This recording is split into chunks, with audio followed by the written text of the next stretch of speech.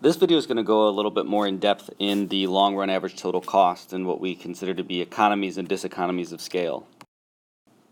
So if we first start off with what we already know, which is that in the short run we have the production function, what we were learning about kind of last week. So in the short run there's at least one fixed input. A lot of times that is plants, what the AP calls plant size. The idea is that in the short run you have something that's fixed, and usually the toughest thing to change if you're a producer is the size of your plant, the size of your factory, the size of your restaurant. So given that fixed input, we notice that because there's a fixed input, we have production kind of happen in three different stages. The idea that marginal productivity goes up in the first stage, begins to diminish at some point as it starts to get crowded, and then eventually if we keep hiring more and more workers, marginal productivity eventually becomes negative in the third stage. And this is when we're connecting the ideas of inputs versus outputs. And this is going to be very similar to the long run concept, although the long run there's not going to be any fixed inputs, and we're going to change the axes titles to quantity on the X and cost on the Y. So in the long run, it's not a specified period of time, it's a planning stage. So what am I planning to do? And a lot of times the example I like to use is a restaurant. So I have three sizes of restaurants, 1, 2, and 3. And you can see they're various sizes. And I'm going to pick the size that I think is going to fit how many people, how many customers I'm going to have come through the door, how many dinners I'm going to have to serve. If I pick option 3, certainly I have the most availability of space. However, if I plan to have only a few customers a day, that's going to be oversized. It's going to be too big for what I'm going to need it for, because if there's not a lot of people, why would I buy all of the tables? Why would I have all the extra space if it's not really going to be used? So if I only expect to have a few people come through the doors, it would make sense to have size 1. And again, I'm planning this out, so I'm trying to figure out what quantity am I going to produce. That's going to determine what my plant size is going to be.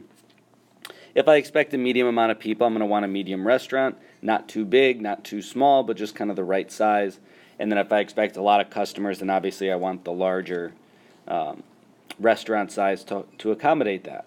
Now if I expect a large quantity of people and I pick size 1, I could accommodate them eventually, but it's going to cost me a lot more to do it at plant size 1.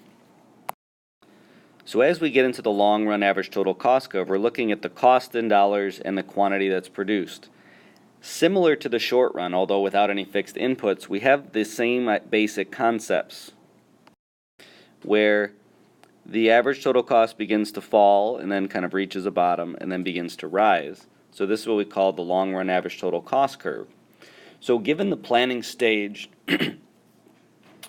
the company wants to decide where to hire, but it's determined by what quantity they want to produce. That's what's going to affect which plant size they pick. In the video before, it explained that the long run curve is a bunch of short run curves, so we're not going to go back through that. So the idea is that in the long run, in the planning stage, growth can happen in three kind of stages, similar to the short run, although different. In the first stage of production, the company is growing larger and becoming more efficient. This is what we call economies of scale. The company is growing and becoming more efficient, and so by that, what we're saying is that the average total cost of each unit is decreasing because our costs are decreasing because we're becoming more efficient. The concept I can most closely relate to this is the idea of buying in bulk.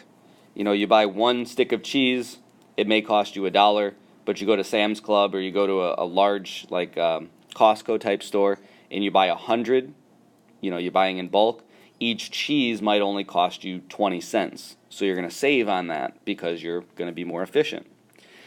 This is also sometimes called increasing returns to scale, that first stage. Then as we get into the second stage, the ATC kind of levels off and reaches its minimum. So it's not increasing, it's not decreasing, it's kind of at its minimum. We'd call this efficient scale or constant returns to scale in this second stage where it's really pretty flat. It's reached its minimum, we've hit efficient scale, the company's doing pretty well. On the back end then, when the long run average total cost curve is increasing, they're becoming less efficient.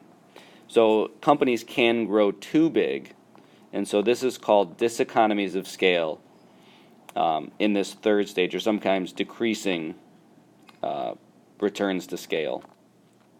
And the idea is that if the company grows too large, they're going to be too inefficient, and they're going to start noticing that their costs are rising instead of falling.